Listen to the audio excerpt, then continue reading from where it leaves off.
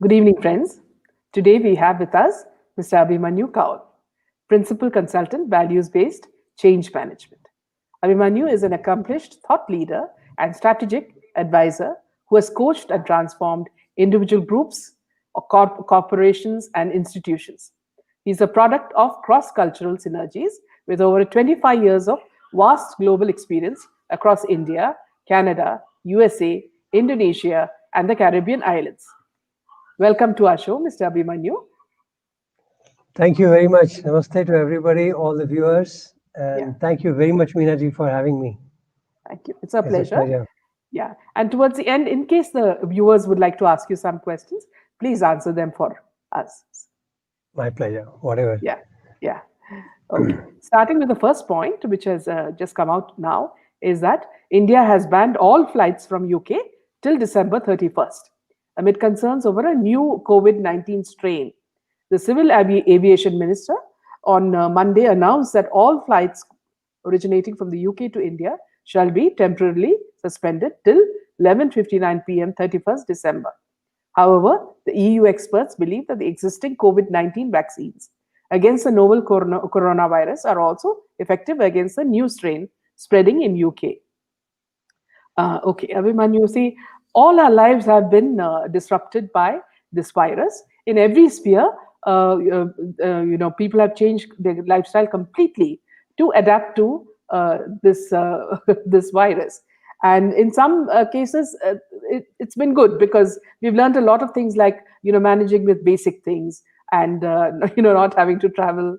I mean, saving on fuel, and also the fact that see there's come within us a self discipline where we sort of have to plan our schedule to suit our working atmosphere, and also the fact that see many companies are happy because they don't have to spend much money. The things are turning out to be rather economic for them as well. So there are a lot of pluses and many minuses as well, because people miss meeting each other. So, as an head of an educational, I don't know whether it's a center or you should explain that to us. As an educational person, how has it Consultant, you can affected? say. Yeah, how has it affected your field? And could you tell us how it has changed the way teaching has also, in India has happened? Thanks, Meenaji, for uh, really inviting me to discuss few things of this nature. Yeah, Frankly, I look at COVID from a different perspective too. yeah, If you look at it, it's like life getting realigned. And as you know, I do values coaching and training, and I have a tendency to look at things from human values perspective, and I feel COVID is like a God's warning that realign your life. What we thought before COVID was not possible suddenly became possible. You talk to anybody before COVID, they would tell you that we don't have time. We are running, we are chasing life. And suddenly you have all the time in the world. And now we are struggling to engage ourselves again. And what we thought that we needed so much to survive and to live a dignified life, and we are finding that we can even survive at half the cost. And nothing has changed. Yes, of course, it has changed in the sense of physical interactions and all that, yeah, but it is a very beautiful journey. But when I look at today, I wonder how many people have really made an effort to learn this lesson. So, COVID, as we see, it is no doubt about it, it's the most, what should I say, a very horrible experience of humankind. But it is also a positive way, if I look at it, that it is teaching us how to live, how to realign ourselves to find the real purpose of life. What am I working for? Can you pause for a second to question it? yeah, And if you look at the cause of the COVID, is also because we have transgressed. yeah, Humans have transgressed the way of living, by indulging into intaking or indulging into gratification of nature, yeah, which was not harmonious to the organic growth of a human being. yeah, And thereby, when you look at it, the whole thing seems to be to me like, okay, hey, you have transgressed too much, so come back. and now we are finding a new strain of uh, virus in UK. So I'm not a scientist or a doctor to comment on that, but yes, as a humanly, whatever precautions we must take. That is not a question about it. But from a general perspective, when I look at it, I feel if people can really take this opportunity as an excuse to pause, to realign yourself, and to really question, what is my purpose of life? Why am I doing what I am doing? Even if I am doing a business, why am I doing it? If I'm teaching, why am I teaching? If I'm studying, why am I studying? At least a pause to really contemplate. So for me, COVID has been a huge learning, because Yeah. at after a certain age, learning becomes a challenge. And Yes. here I was most used to personal interactions. I used to travel a lot around the world, and meeting school children, teachers, educationists, governments. And now suddenly this COVID put me in a room, and now you have to learn the new technology. I'm using this StreamYard, all that. Social media suddenly became alive, and it's a learning curve, but I feel enjoying it. Why not? Yeah. Till the last breath, you got to learn, and Yeah. God has given you another opportunity to connect.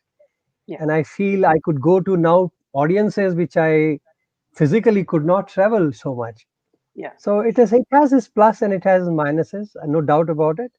So Yeah. I would say I'm still in the learning phase Mm. to maximize this medium, Yeah. potential of that. Yeah, So very true. In fact, Abhimanyu, what I wanted to ask you is, see, basically, I'm a journalist, but when I went to Dubai for a short period, I did teach the higher classes English. So, what I noticed during that time was the kind of syllabus that we had. It was the CBSE syllabus, and I found that, see, children were learning a lot of stuff just from textbooks, and there was absolutely no application in their practical lives. And when I joined Khaleej Times, that's one of the leading newspapers in Dubai. newspapers, yeah, Yeah, I said that, see, it's important that we cover the story about how children and parents uh, find it very difficult, because it's difficult to memorize such thick books, and when they don't apply to real life. And what happened was, we interviewed a lot of people, and a lot of the teachers and the parents.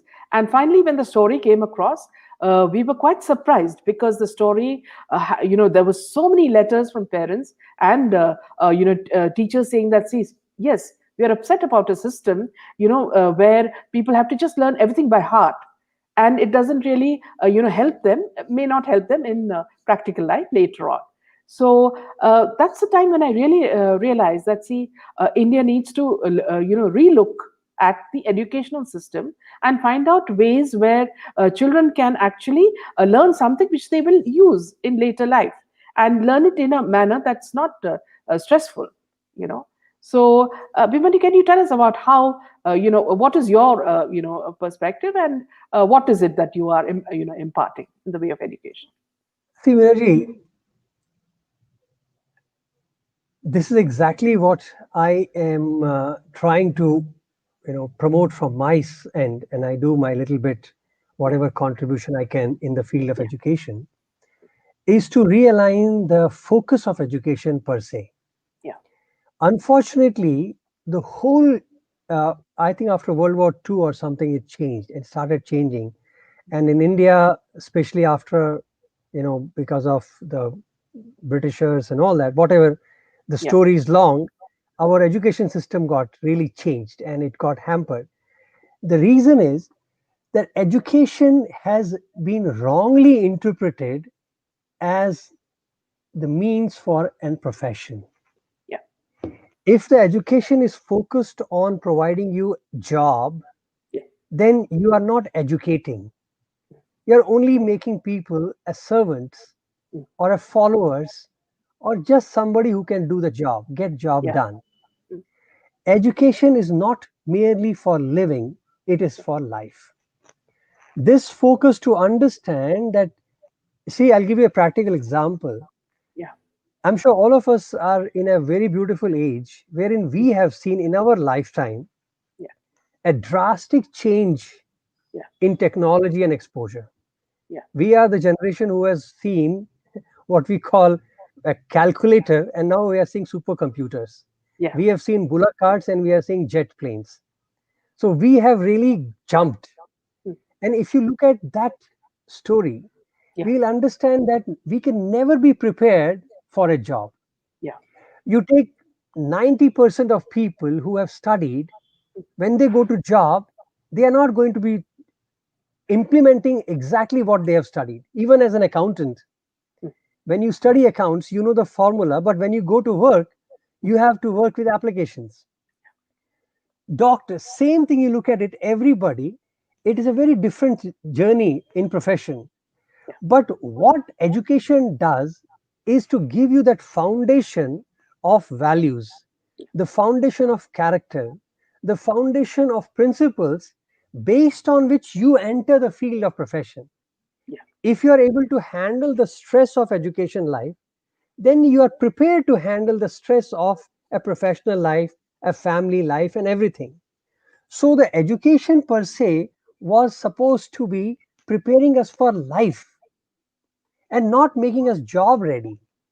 Because today I may go with prepare that I have to work on a computer, and Mm. tomorrow I may have a totally new technology which I am not Yeah. used to. Like we had it. We studied on paper and suddenly we had to handle this box, and we were scared to even touch the fingers, and today we are playing with it. Yeah. And today's generation who's born, for Yeah. them this is like a toy. But we don't know how, when they come out of the colleges, what will they find. Yeah. Today we are looking at bus, yesterday we are looking for bus, today we have taxis, tomorrow we have flying cars. Yeah. So we can never be prepared to live, Mm. but we can be prepared for life. Mm. And that is the difference. So when we look at education, CBSE, I am also studied, I'm also a product of CBSE education.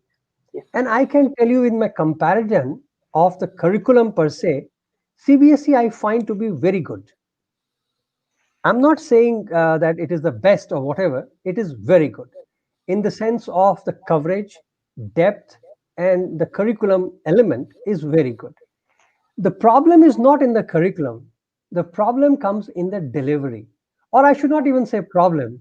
The real challenge of education is delivery. Yeah. And why there's a challenge is because when the teacher goes to study math, teach math or English or science, Mm. that is the problem. Yeah. Teacher has to go to teach the student. Yeah. Teacher must understand that this is what I am given responsibility of a child to Yeah. make a human out of him. Yeah. And for that, he needs some excuse. Yeah. So he has to be given an excuse of teach math, Yeah. teach English. So for me, the academic subject, what we normally call as secular knowledge, Yeah. is a means to an end. Yeah. And the end is the character of the child. So if unless and until the education system understands this basic thing, Yeah. we will always have challenges. Yeah. And when we talk about Indian system of education, Yeah. fortunately or unfortunately, whether they agree or not, the Yeah. fact of the matter is Mm. our Vedic education system, which flew down, Yeah. was precisely based on that. Yeah. They created a knowledge base wherein the people had the spectrum, the integrated personality Mm. through which they could face life in whatever manner they wanted. Yeah. You could pick up the child and put him in a minister's post or as a servant's position. Both will be done perfectly because they are life ready. That's why our kings like Ram, if you Mm. take him as a non god, if you take a figure as a Ram, imagine a royalty, he could comfortably take a life of an hermitage. How could he do that? Because of the education system. See, if it was today's child, our children, if they have to go to school, imagine asking them to stay in a summer without an AC. Yeah. They will make a hell. Mm. If you don't give them a Coke for their liking, they may not like it because we have not taught them the essence of education. We are giving them information. And unfortunately, information is considered to be knowledge. It is not assimilated. Yeah. Information must be assimilated to become knowledge. And when knowledge gets implemented and practiced, it becomes experience and it becomes wisdom. yeah, So with experience comes wisdom. mm, So unfortunately, today we have taken education as feeding information. yeah, And those who can rattle off or parrot it back, that information, we think they are knowledgeable. yeah, And that is how our examination system is designed. mm, And that is where the problem comes. And people who have started understanding those schools, those systems, you can see a drastic difference of children quality. You can see a different character of a child coming out. They will be good in studies, but they will have those attributes which you expect in a child. yeah, They will be having a what we call as an integrated personality. In our academic language, they call it like, mm, you must have an integrated personality. But that is an art. Now, this is scientifically designed today, and that is what I call as values-based education system. yeah, And that is what I promote. That how do you do it from a kindergarten level to the postgraduate level? yeah, Because the formative age of child starts from before the birth, so to mm, say.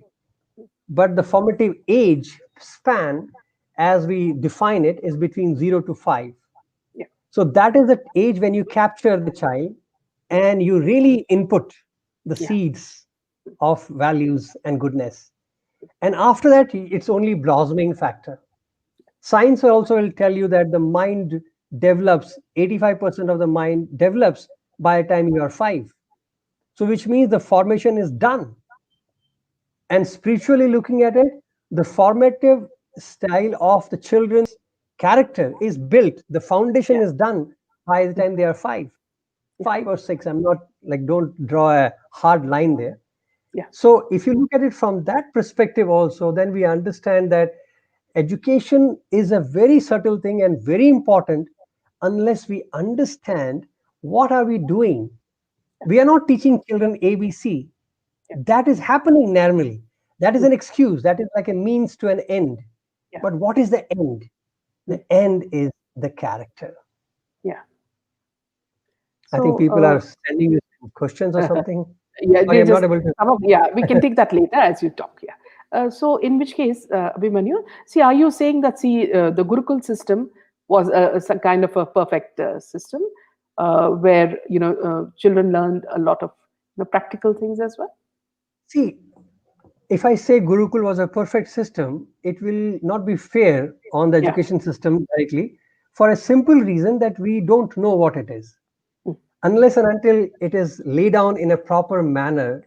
Like today, if I say Montessori is a system of education, or yeah. Franklin is a system of education, or Yeah. CBSE is a system of education, or even Aurobindo is a system of education. See, Yeah. you have a format. And Yeah. if you put the formats in that perspective, Yeah. then comparatively we can talk about it. But Yeah. if those who understand the Gurukul system, Yeah. then you will see what are the benefits of that. In today's perspective, even to have Gurukul is conceivably difficult, because where are those gurus who have no passion, who have no attachment to the worldly life? No, Where do they carry these us? gurus are pushed out of India. That is the problem. Unfortunately, because survival is an issue again. Mm, A mm, person who really follows the path of that, he's supposed to be taken care by the society. yeah. Today, society wants to squeeze you. Yeah. A kindergarten teacher was hardly paid, like, peanuts before. How do you Yeah. expect her to give her life for the Yeah. education? Mm, So there is unfortunately, there are a lot of gaps.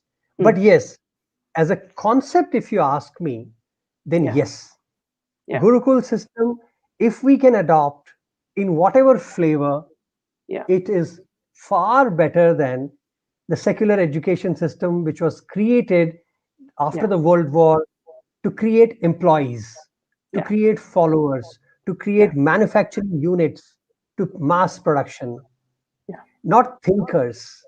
That's why, unfortunately, today we find school dropouts are thinkers. Yeah. Mhm. Because they can't think in the system. How can you think when you're pressurized to think in a channel manner? Mm, So people who have that potential, they just have to be dropouts. They have to walk out. yeah. Only then they can think alike. So that is unfortunate part of our system. Yeah. But yes, if you ask me conceptually, yes. But now then the second question will be what is, then there is a different discussion about what is Gurukula system and all that. But yes, Yeah. that is the need of an hour. Yeah. There's a person who says, I've taught as a law professor in many colleges and have observed rapid downfall in values and morality of students. There's a rush towards high paying jobs at cost of ethics, no character building. Totally agreed. That's why I said to you the focus has to change. See, for any profession, whether it is a law, engineering, medicine, anything, there has to be an undercurrent of values. Yeah. And if that focus is lost, Mm. obviously what this gentleman has said is completely true and reality. And that is what is happening. Yeah. Otherwise, we won't see the banks crash and we Mm. won't see stock exchange crashes. All Yeah. that is because of the value degeneration. Yeah. Shipra says, when a baby starts to learn, they like to involve all their sense organs to make deep imprints in their brain. The learning is used throughout their lives. So learning is not only Ratu Tota work. Yes, Shipra, that is true. And that is what in value education format, and as I was talking to you about Gurukula system, there Yeah. was there was a need for both. Yeah. See, there is a need for memory Yeah. and there is a need to understand. Yeah. Now, based on the age, Yeah. education system was conceived what Yeah. is required and in what ratio it is required. Yeah. See, if you do not train a child of 5 years to memorize, how do you expect the child tomorrow to become a doctor without the power of memory Yeah. or the art of memorization? Because they have to memorize the whole script, whole Yeah. book. Mm. So they cannot learn memory if you don't teach them in the schools. Yeah. So memorization is also important, Mm. but not at the cost of understanding. So it's a very beautiful balance that the teachers and education system has to understand that while they are trained to memorize, the children must also be encouraged to understand, inquire, and explore. And if this balance is misplaced, then you see chaos. So in today India, unfortunately for last decade or so, you can see, and I agree with them, we saw more of route learning. Yeah. People are memorizing and vomiting it. Yeah. And whereas when you go to the Western side of education, there Mm. you found hands-on learning was more given preferences. Yeah. And that is why I found very interesting differences between, if I may have to say, India versus the Yeah. Western kind of style of teaching Yeah. has a lot of things to learn from each other. Yeah. A student, Sahil Tuteja, is saying, Sir, I'm in ninth class. When will schools reopen in COVID? So I hope, I pray it is sooner because I know it is, the education is not complete unless you meet your friends, unless you go to the school environment. So I totally sympathize with you all Yeah. because without meeting people, without interacting, your education is really incomplete. Yeah. Abhimanyu, another thing, see, when I was in Dubai, when we were doing business, we were into publishing. A lot of whenever we needed some new people to join us, new staff to join us, I would always look at the person rather than the CV. So which means that, see, I would look at his attitude, and how he speaks, and how energetic he is, and other things. So it would be mainly his attitude to life that was more important to me. So many of the people used to ask me, why aren't you looking at his qualifications? Why don't you see whether he can edit, or whether he can create diagrams or whatever, do layouts for the magazine, whatever. So I said, these are things that you can learn, but attitude is something you get over the years, and it's only it's not something that you get in a day or two. It's something that comes over the ages. So how important is this, Abhimanyu, to It's you know very important. Actually, it has been changing in the West, especially I can talk about America. Uh, at least 15 years, I could say easily, where for a good companies, organizations, Yeah. when the resume comes, they filter it down not Yeah. by the professional qualifications, Yeah. because it is taken for granted that if you have applied against Mm. a job offer, Yeah. you would have really looked at it what they want and you have applied it. Yeah. If you want an MBA, obviously MBA will apply. Yeah. So that was kind of taken for granted. But what they were looking for Yeah. was your hobbies, Yeah. your extracurricular activities, Yeah. and what do you do in your evenings and weekends, Yeah. like a social service or some kind of a project. That was more important. And the reason, as you said, Neeraji, that is exactly that. People want to know in the culture that will you fit into our culture or not? Yeah. Am I hiring a person who will be able to become a team for me, who will not be a liability on my shoulders? So, Mm. how do organizations understand that? And that is based on their non academic credentials. Yeah. What do you do? Because your Mm. character is Mm. basis of how you will work tomorrow. Mm. So if I ask for, are you a team player? Everybody today is prepared to answer an interview. Yeah. They come prepared with questions and answer. And there are million people who will train you for that. But Yeah. those who are smart interviewers who have Yeah. experience, they can see through. And the reason for see through is that you are able to understand how this person lives his life. Yeah. That's why your Facebook profiling, your LinkedIn profiling, all that matters. Yeah. What do you do after the school office hours? Because that is what the character of a person is. Because that is what you bring to the table. I can find 100 MBAs, Mm. but can I find 100 MBA with social service, MBA with creativity, MBA with generosity, MBA with team building? See, Yeah. that is what What is it? makes a difference. So, unless and until we understand it, and I ask a simple question to people, if you want in job Yeah. such credentials, where do Yeah. you get it from? You Yeah. get it from your educational institutions. Yes. They are the feeders to the job. Yeah. So, which means now I have to teach all of that in the education system. Yeah. So then again question comes, when will you teach math and when will you teach him human values? Yeah. So basically they are not two different things. So I'm going to teach him the subjects as a means to teach him the values. Yeah. And that is what the journey is all about. So Yeah. again, back to human values again. Yeah. Yeah. So you are right. Those are the most important credentials which people must look, and they are already looking. Yeah. So people who are applying for jobs and all that must understand that those are not simple. I'll give you another practical example. In Yeah. Canada, a child, or even in US also, a child cannot graduate from his school. He can't get his 10th, as you say, board exams or 12th class exams result unless they have done certain hours of community service. So it's a mandatory for children to get exposed to serving, to help the community, Yeah. and they add up that points, Mm. and that helps them to graduate. Yeah. And then not only that, when they apply for colleges, Yeah. each student has to make a profile. Yeah. It's like selling yourself as to why I should get selected in a next college. And for that, non-academic areas hold much heavy Yeah. weightage. Yeah.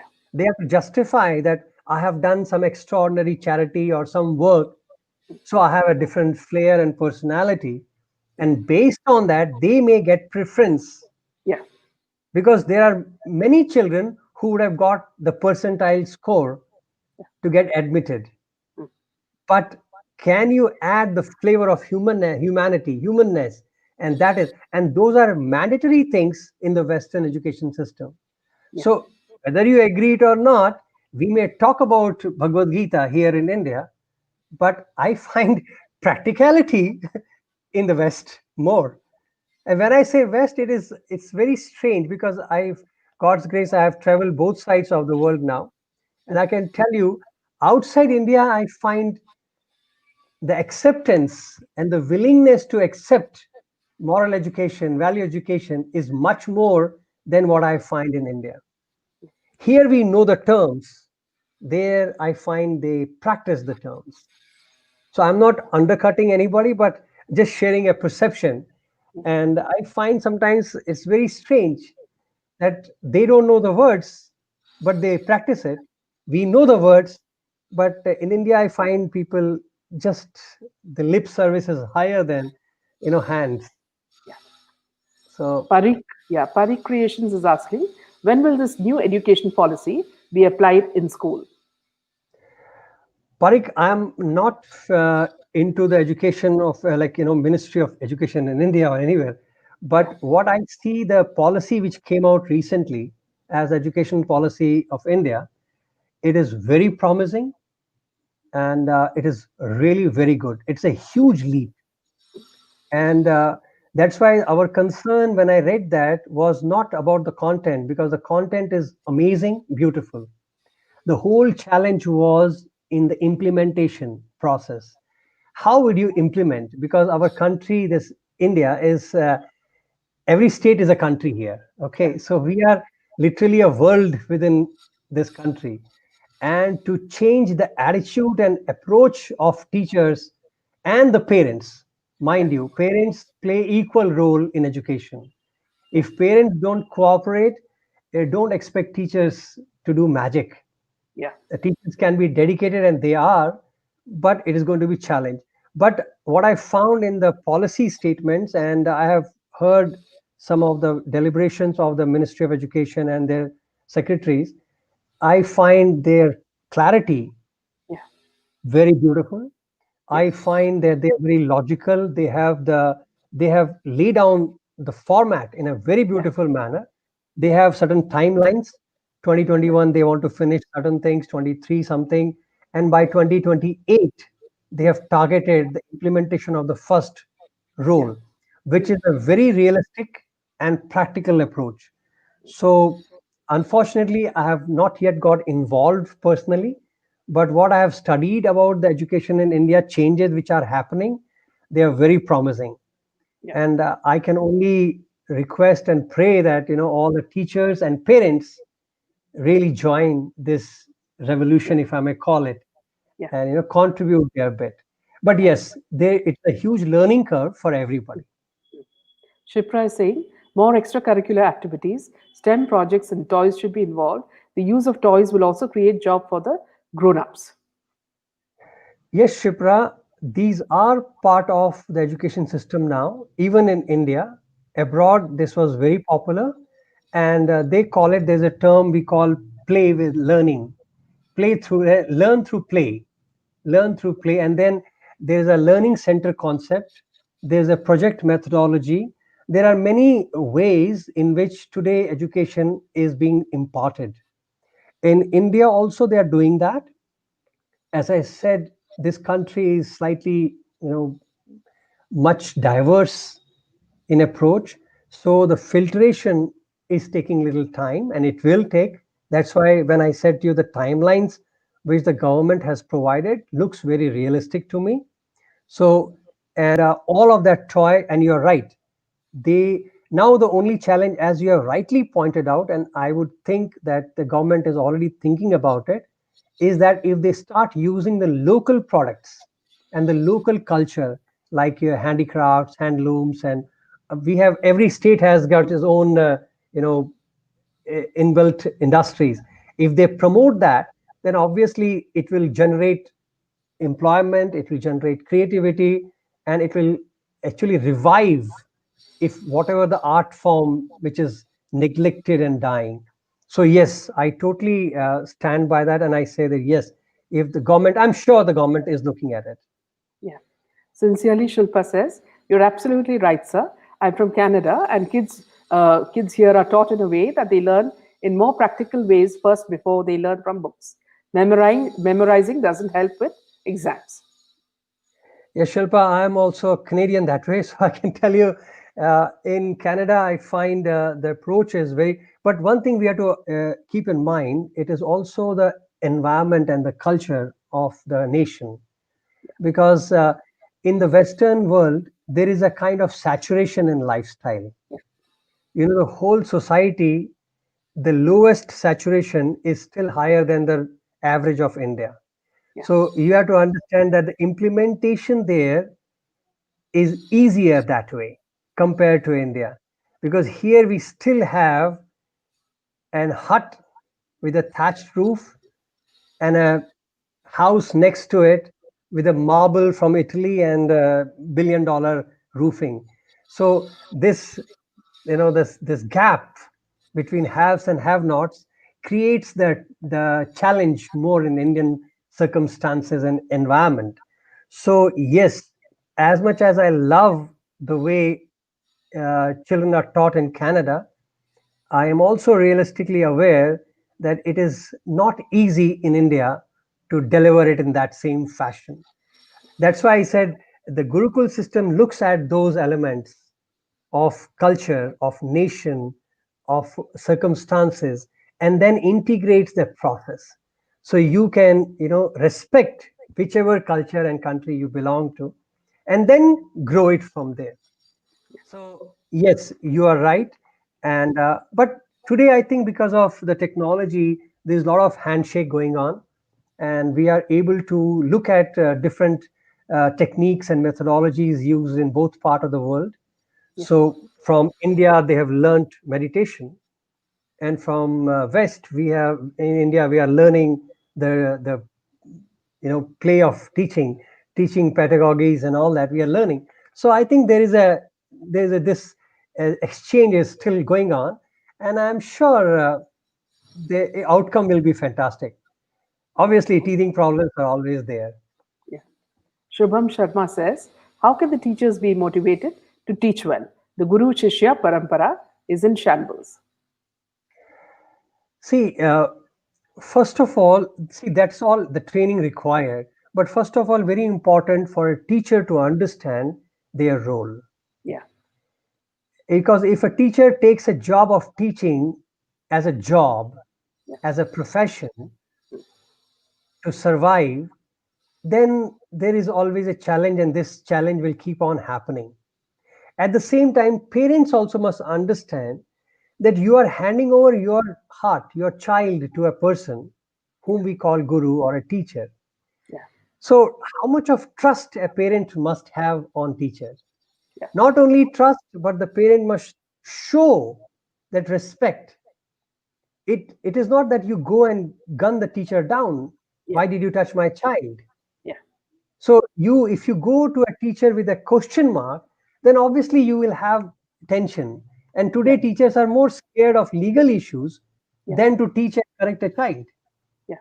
At least I had. I'm sure if my generation people would vouch for it. We had we had a different learning environment Yeah. where my teacher would slap me, and if I tell my father, I would get another slap, and he would stand next to the teacher and say, "Go ahead." The fact was, because that culture we grew in. Today, if I talk to the American kids and I tell them this story, they would laugh at me and say, "Abuse." But they don't understand that the environment which was there built a very beautiful, harmonious society. Yeah. Literally, a child was taken care by the whole village. Yeah. Every teacher was a parent, every neighbor was a parent. We were conscious of everybody's emotions. So, in that, if I give that authority to the teacher to take care of me, the teacher has an authority to scold me too. Yeah. But then it's a mutual respect and the faith, which Yeah. unfortunately today, because of various examples, I don't want to get into all that, that people have lost that kind of comfort. They're scared because Yeah. there are so many negative stories in the market. Yeah. So unfortunately, we have destroyed our social strata. So we have to rebuild it. And that is where I said that we have to, it's a baby steps we have to take. Yeah. And that is where the Gurukula concept, if you extract from there, that would help us to understand how to do this again, this magic. Yeah. Ned K and says, do you support an alternative education system where they can follow our traditional way of education and at some point or stage they appear for a common test where probably government can specify the syllabus? Mr. Ned, there is an experiment in India, and there is if you go to Auroville, uh, Aurobindo's ashram, and there they have Aurobindo schools. They do exactly that. And Yeah. there are a couple of more examples. I'm just sharing an Indian example for people to understand that they have exactly that. Till 10th, the children study in their format. Then they appear for an examination and they are back into the normal stream. And that is what is known as an alternate kind of an education system. Well, that is, if you ask me frankly, it is not practical to duplicate that system. Aurobindo Ashram could do it because of the Auroville system of living. They have a very different and a beautiful lifestyle. So unless and until you understand and belong to that environment, you cannot have that freedom of teaching and studying in that manner. But as a normal education system, you don't need to take so drastic step. Yeah. The value education which I am talking about is precisely integrating and infusing this system into the normal education system. And that is what I promote as a Gurukul system, which I'm talking to you. I don't talk about it as a Gurukul just because it's an Indian platform. I'm saying that term.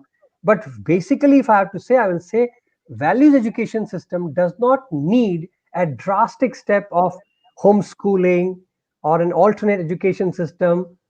And no, we can strengthen the present system. We can utilize the present system, which penetrates to the all stratas of society Yeah. and still create this magic. Yeah. So, yes, Yeah. Shobit Singh asks, why RSS institutions are so less talked about in India? Shobit, I don't know if I'm qualified to really comment on them. Personally speaking, as a personal opinion, I have great respect for RSS and their way of serving the country. You look at any situation, they are fantastic. They promote the culture beautifully. And if you have to ask me promotion, it is a matter of, it's a political discussion. So better not comment on it. But yes, as far as the principles are concerned, I personally see them as a phenomenal group which does amazing social work, charity. You look at any calamity and they are in the forefront. And you cannot create such an army with with shallow thinking. It requires a deep convictions and concepts and a conviction based on your culture and philosophy, and that comes from their schools. So yeah, that is also actually a part of the flavor which I'm talking about. If you want to add it as a Vedic culture of education or value based education, they are all part of that. So whether it is Ramakrishna Mission, Aurobindo Ashram, whether it is RSS group, they are all stemming from the same source, and that is exactly what the West has adopted. When I look at their policies and practicality, I see a lot of similarities, and I see a lot of source back. But unfortunately, the terminologies, they are very smart. West can use terminologies which are so attractive, but when you look at it, hey, it's my yoga. But they would call it in such a beautiful names that people enjoy that. So Shubham, yeah, yeah. Shubham Sharma is asking you something related to that. What do you think about the school set up by Jiddu Krishnamurti? Can we have it at a large scale? Jiddu Krishnamurti, they are Theosophical Society of India, and they are very intellectual people. Uh, they also have a fantastic format of education. See, that's why I said to you that all of them are contributing, Mm. but sometimes they tend to become little specific in their format, and Yeah, that is only possible in their yeah, environment. yeah, But as a government, when you look at the system, you cannot choose a format which only fits into their environment. yeah, See, for example, any system you take, yeah, if the system is localized in their environment, yeah, then it is not duplicable. yeah, And you have to find, for a country, you have to find a system which carries the values of all these different elements, but has a vehicle or a template which is universal in nature. Yeah. which can go into any strata, any society, any culture, any religious Yeah. thought process, and still deliver the same output of character. Yeah. And that system, I call it as values based education. And that is what I promote. Yeah. So I'm not discounting goodness of all of these people, whether it is Jedu Krishnamurtis and Aurobindo or Ramakrishna. They are amazing, no doubt about it. But as I said, as a country, when you run, you got to do. I'm not defending the government or a politics here, but I'm just saying you that they have challenge, and that challenge is that give me a format which I can take to the all strata and sections of the society, and that universal format, again given by our Vedic culture, is the values-based philosophy. Because value-based education is Vedic, and Vedic does not belong to any religion. Yeah. It is belonging to humanity. Yeah. Just take look at Minaji. Vedic culture has been recorded, documented, at least for last 25 to 30,000 years. Documented, I'm talking. So forget before, without documentation, what we have is God knows. Yeah. And now we are talking about religion, a formatted, organized isms, which came out hardly 3,500 years back. With Judaism and Jainism, Judaism, it came from there. Yeah. And then system grew. Yeah. So imagine a 30,000 versus 3,000. So this culture cannot be restricted and limited to a religion per se, or a sect per se, or a dogma per se. Yeah. It is for humanity. Yeah. Shubham. Yeah, Shubham Sharma says, Sir, the dharmic values are not even touched upon in our basic textbooks. For example, our NCERT history books are full of anti dharmic rhetoric. Well, Shubham, I can only hope and pray that the new system which is being created has that element, and your complaint will be looked at. As I said, I'm not belonging to the government here. I am an outsider looking at system. I can give you my opinion on it. That's why I said whatever I studied and I read about the policies, I can tell you that your concern is being addressed now. Yes. So this policy which they are coming out with has those elements. Yeah. The government of India, in a formal way, is the first country in the world to try to implement Mm. values education as a curriculum. So it is not an easy thought for a country like India Mm. to think about. The first country formally to Mm. introduce values education in kindergarten was Trinidad, and I was fortunately part of that, and I feel blessed to be instrumental in that process.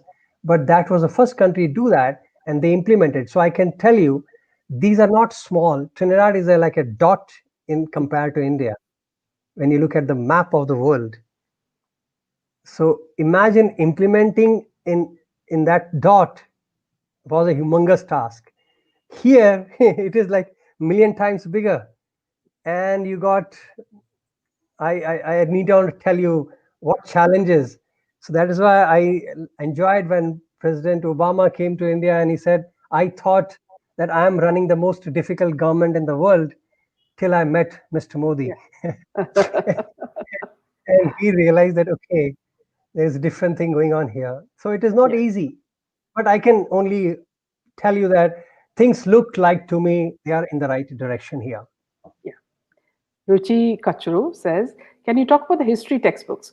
Do you think it needs changes, such as mentioning about Lalita Ditya, the Kashmiri Hindu genocide over centuries? Ruchi, I will be the happiest person to see these changes, honestly speaking. And I really, really hope and I pray that at least in my lifetime, which I hope will be sooner, I could see a curriculum in India which is more holistic, more Indianized or Bharatiya. I don't even like to say the word Indian now. The Bharatiya style of education in which your Lalitya Dityas. Not only that, there are millions of kings and royal. The history book is, unfortunately, we have not even scratched the surface of it.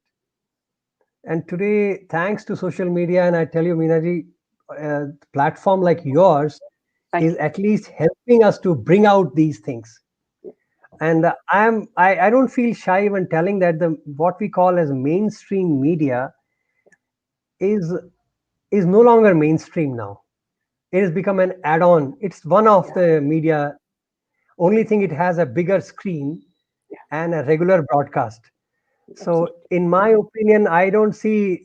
I think it will be sooner than later that all of your platforms like would also get a channel of your own, and with it will be a parallel thing, and it's happening because with your blessings.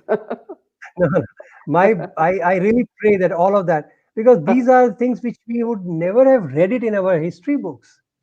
Unfortunately, our history got restricted to only 800 years of our country, whereas our country has a history of, I told you, 25, 30,000 years of recorded.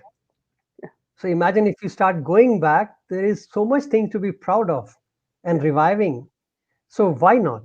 So In Ruchi, fact, Kashru, yeah, in fact, with Ruchi you. should also know that you are from Kashmir, Mr. Yes, Kaul. Ruchi, I'm sure she must have seen the call surname, so she would say we are brother and sisters there, and it's natural. Yeah. I would love to see those histories coming.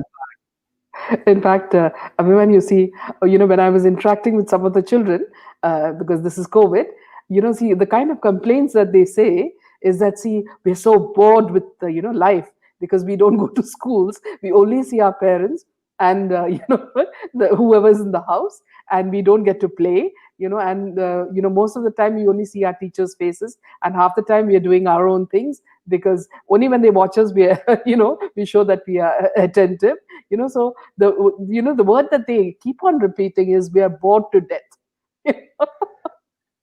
I feel personally, I feel sorry for them because they are not seeing childhood. Yeah, I remember we played. We yeah, literally physically played. yes, These children, they don't have place to play. yeah, I feel sorry for them. yeah, And but one thing is there. This bored is not a word I like to hear from the children, yeah, because they should be able to create things out of nowhere. you know so yeah, it is unfortunate again that in spite of all of this, children are not being given an opportunity to be bored in a constructive manner, yeah, because the creativity comes from boredom. So a parent should not get worried. My yeah, suggestion to parents is, don't worry when the child says I'm bored. Leave them alone, and you say how they will create a new world of their own. yeah, Allow yeah, them to be creative, allow them to be yeah, bored little bit. It's fun, but be creative in boredom. That's all I can tell you. yeah. Shipra says values and compulsory moral science education from KG level is a very good start. Certainly, Shipra, I can share a small experience of mine. uh, we started a school in Trinidad and Tobago, uh, from kindergarten, and the cutoff age there is around 2.5 years to 3 years to join the school. Personally, I was a little scared because I never thought that 2.5 years a child should come to school. Mm, They're still a baby, mm, and but the government had allowed it, and yeah, 3 years was a decent age to bring them. So usually it is three, but 2.5. And I cannot share in this platform, not for any privacy, but basically a time reason. We have certain format of education, the kindergarten education, and in that we also teach one of the very important element of education is we teach them light meditation. yeah, What in Hindi, if I have to say, it is a Jyoti meditation. So light focusing, they look at the children are taught to sit and watch the flame, and then we have different activities around it. People were confused that can a 2.5, 3-year-old child sit? It was a question mark. And I can tell you, I can proudly say that our children, within the period of hardly 3 months, 2 to 3 months, They not only learned how to sit, how to focus, but I had given the target to my teachers that make them sit for 5 minutes in one posture. A 3-year-old child will sit down and then pull so much, you know, and I can tell you they used to sit for at least 7 minutes, cut off, without moving from their seat and focusing. And that activity has resulted in amazing behavioral changes at that age. And by the time they were coming to 5-year-old, all our children were amazingly different in terms of their communication, in terms of their response, in terms of listening to the teachers, responding to them, learning the subjects, memorization, everything. So, yes, who asked? Shipra asked this question. Yes, Yeah. Shipra, from kindergarten level onwards, this education works magic. Priyadarshi Sharma says, Mr. Kaul, you think government should bring the madrasas under NCERT system so that there's no radical preaching but real subjects like science, etc., being taught? Well, I'm getting asked a political questions, but frankly, unfortunately, the trend which has come out today and the kind of output we have been seeing, it won't be unfair to say that yes, all these kind of educational institutions, not only madrasas, anywhere else wherein a religious cult or a organization which is running such schools must be under the government province and given the you know government governance, so to say, as an inspection must be there, and the basic curriculum must be NCRT governed. Because as I said to you, even if you come to, let me put it this way, suppose you come to a Vedic school, you need a curriculum basic to teach a child. He has to be taught, as we say in our system, that there are two wings, Yeah, secular and spiritual education. yeah, So if the madrasas or a gurukula system are teaching spiritual education, so to say, a child equally requires secular education to survive and serve the society. yeah, So the mixture of these two is values education. yeah, So NCRT governed curriculum, whether it is CBSE or ICSE or whatever, is not out of the way. It is actually complementing. So they give you the secular education, you enforce it with, flavor it with your spiritual education and moral values. That's fine. And why not being governed by a neutral body like a government agency, yeah, which is also should be educational oriented and people with education should be there. yeah, And that way, moral education will become integrated and innate. It will be part of the system. yeah. Ned says, do you think children should be taught good food habits? Mr. Ned, food is another a huge topic, and I love discussing about the human food and what different foods we have.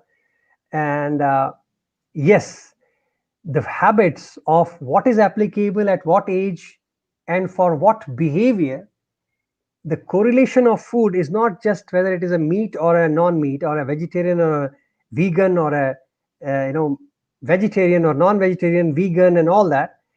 Food is also what influences you. Food in our system is whatever we intake from our five senses. Yeah, So we have to understand that everything integrates in this body. We become what we intake. So it is not just the mouth, mm, it is the eyes, ears, nose, everything what we integrate transforms us and makes us into a being what we stand here and talk about it. So unless the children understand the effect and the consequence of all the inputs, they will not be able to manage themselves. So yes, food habits, what is food, how it influences, and what are the consequences and interpretation of that must be exposed. And in value education, we do that from the day one. And the importance of prayer. Why do you forget that also? Like in the West, we say grace. Yeah. In India, we have our prayers. We have Yeah. Brahmarpanam Brahmave. There are Vedic, Gita has a shlok, or Hari Data, Hari Bhokta, Hari Annam Prajapati, Hari Viprah Sharirastu, Bhukte Bhojate Hari. So there are so many ways of invoking that divine energy, purifying, and that has to be taught. I know logical people will argue and say, how does a prayer change? Can just saying a prayer modify the food? Science has proven it. So, unfortunately, unless and until some non Indian has to do a research on the Indian thought, Indians won't accept it, which is a sad part of our reality. So, let me quote you another Chinese scientist. I am forgetting his name. He was a very good doctor. He did a research on water. Yeah. And if you can Google it, is a message from water is his documentary. Mm. Look at it. He used to say, he would say, I love you, water, and the water molecules would change. And he has done a wonderful experiment to show how water becomes pure just by sending good vibrations. Even sticking a note on the glass saying love, and the water molecule changes. And here also, Dr. Bose has done it on the plants. Yeah, You exactly. talk to a plant lovingly, it Yeah, grows beautifully. You curse a plant, it died. yeah, All these experiments show that there is a power in our words, absolutely. there's a power in our thoughts.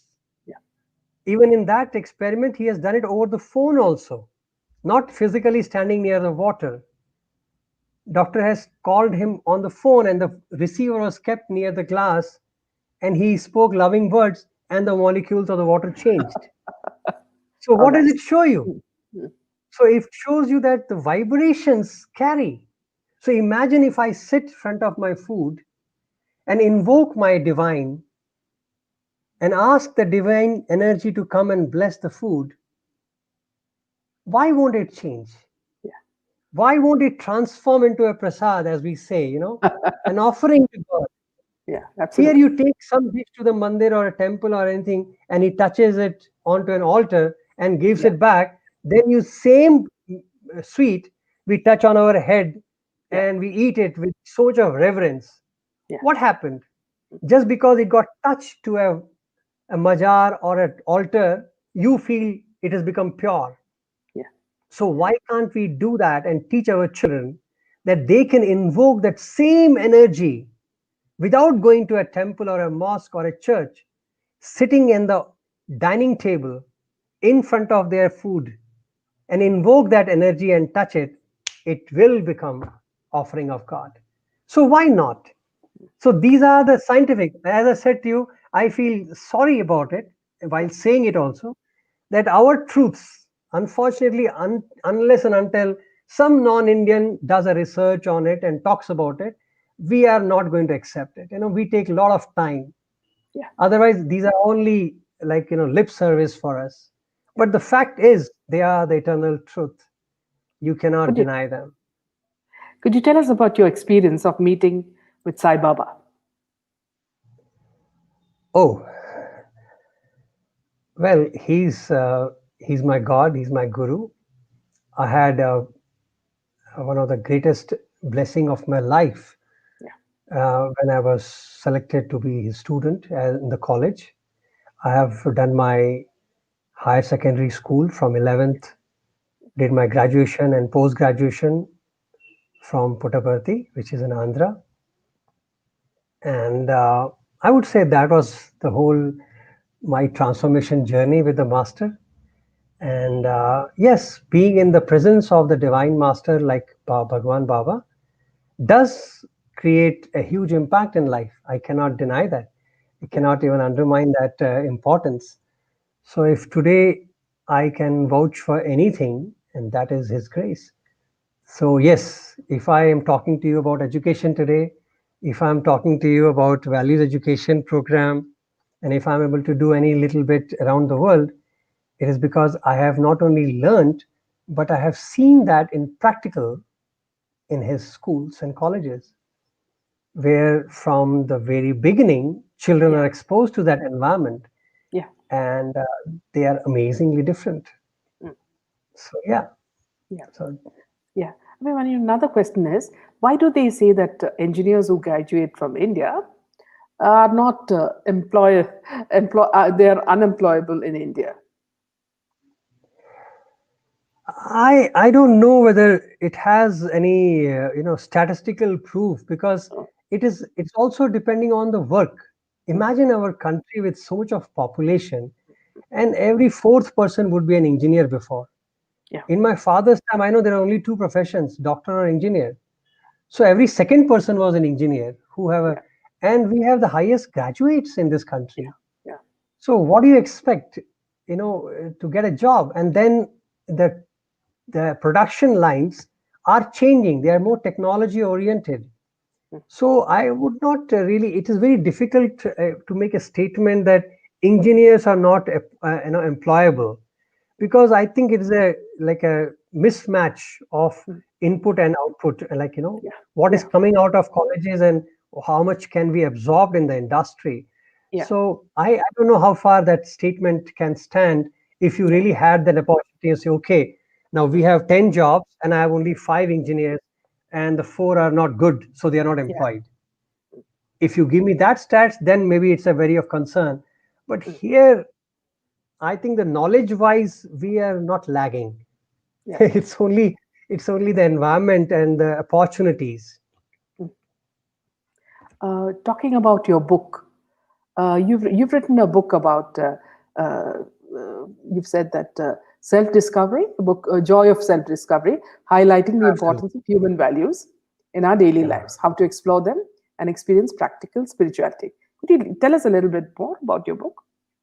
Well, that was an inspiration because when I started, it's almost 15 years plus now.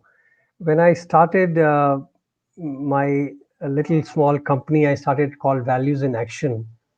The thought was that everybody around the world I found, they believed in values. Everybody believed that values are required in life. In fact, after the stock exchange crash, bank crash in America, there was a horde kind of that everybody wanted a tag that we are values corporation, we have morality, we have this.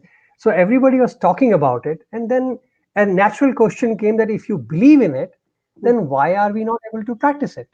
Yeah, So I realized that the challenge was not in believing values. Challenge was in living values. So we all know that we should be good, we should be truthful, we should be righteous. See, there's no debate on it. You talk to a person in India or Timbuktu or in African jungles, they'll all tell you that yes, we should be loving, caring. So there's no debate on the acceptance of values per se. The challenge comes when you have to live it, when you have to really practice it. And that is where this thought came that to make it easy for people to comprehend first, what is values. See, for example, if I tell you speak the truth, what does it mean? Can I call a blind man and say, hey, blind man, come here? You may say, I am speaking the truth. But is that really the truth speaking? Because I'm going to hurt that person.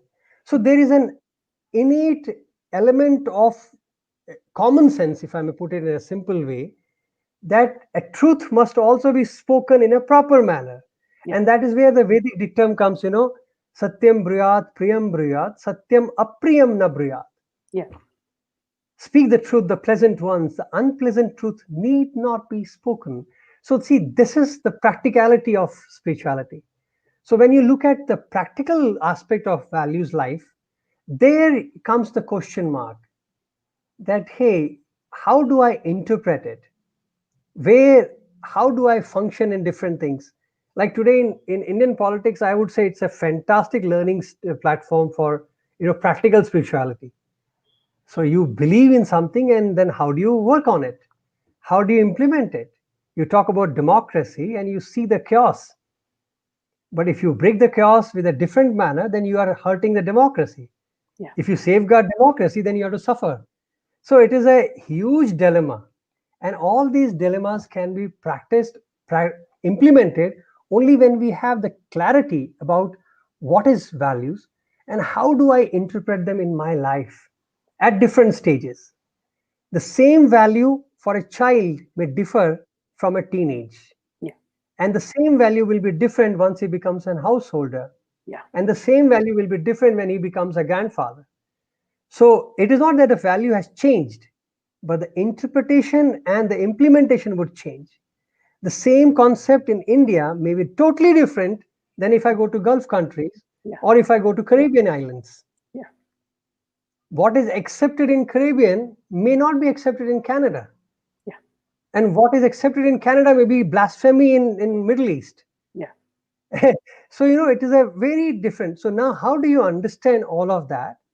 That is the point which I've tried to capture in that book, so that people can at least, it's my journey, my understanding I've shared, so that people can appreciate that part in their lives Yeah. from their understanding. Yeah. In fact, one point, last point before we wind up, I mean, when you see, what I've realized is that, see, as you grow older, you realize that you could actually be interested in several things at one time, which perhaps you would not have known when you were younger. You see, I don't know what it is exactly, whether we stop following rules or what it is, but we learn that, see, if we can let ourselves go, we can learn a lot of things simultaneously and be good at it.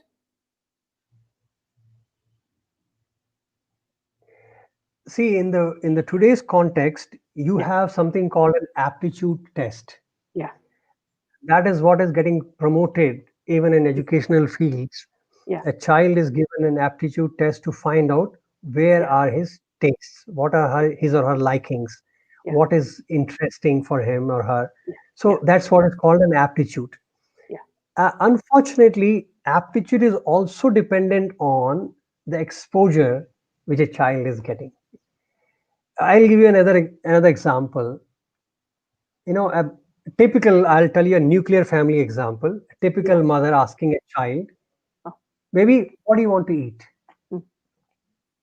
Imagine the statement, "What do you want to eat today?" And a child of, say, 5, 7 years old, he says, "Mama, I want a burger." Mommy says, "Okay." Now, if I ask this question, was the mother right in her approach? The mother would say, "I'm empowering my child to decide." Yeah. Now, see, this can be again argued and debated about. When you ask a child of that age, "What do you want to eat?" the poor child's exposure is only burger or pizza. So he's only going to alternate between burger and pizza. He cannot ask you dosa if he has never seen dosa in his life. Yeah. And if you, as a mother, ask that question, "What do you want to eat?" then you are making a mistake, because now you're empowering the child in a wrong manner. Mm. So the value education teaches you differently. Yeah. He says you have to understand the aptitude cannot be tested Yeah. unless you have prepared the child Yeah. in different exposures. That is why our system of education used to give a wide spectrum of exposure. Till 10th, we were not allowed to choose subjects also. Why? Yeah. Because we have to go through all the mess. Yeah. Then only I could say, I don't like history, I don't like chemistry. Yeah. How can I say that unless I have done it myself? Yeah. So, the best question for the same example, Mm. we teach, "Mother, you should tell, Mm. today I am making dosa and chow mein. Yeah. What would you like to eat?" Yeah. So now the mother is giving them choice again to Mm. choose, but not from an infinite choices which child does not have, but the mother is choosing. Mm. Tomorrow she can say, "Today we'll have parotas, or you want to have spaghetti." I will give you two choices, so that the child's exposure starts expanding every day. Yeah. But I cannot put a blanket statement to the child and say, "What do you want?" Yeah. That statement is limited. But what would you like to have? This or this is the values approach. So I am giving you empowerment, Yeah. but with control, so that Yeah. I can explain. So this is how when you talk about aptitude of a child, Yeah. that aptitude of child cannot be tested Mm. unless we have exposed the child. Yeah. In today's system, what is happening is the child is not exposed. Yeah. He sees his parents, he sees his friends, he sees the school, and Yeah. he says, okay, I'll also go into this line. Yeah. But tomorrow, when he goes into the line, he realizes, oh my God, this is not what I like. Yeah. And then he finds struggles to get. So now, in a way, you wasted 3 4 years of your time. And that is where the aptitude test is the only logical way to Yeah. identify Yeah. what the child might like. Yeah. But I go one step forward in saying we have to, as an educational system in the family or in the schools, we must try to expand the horizon of the child. Try to give children as much as exposure as possible in a controlled environment so that children can start feeling and enjoying the flavors. Then they can be able to decide what I like, what I don't like. If I do not give them that exposure consciously today, they will do it on their own, and that could be a chaos again. Yeah. So this is what the loop is, I would say, you know. Yeah. So yes, aptitude is important, but aptitude also depends upon the exposure. Yeah. Thank you so much, Abhimanyu.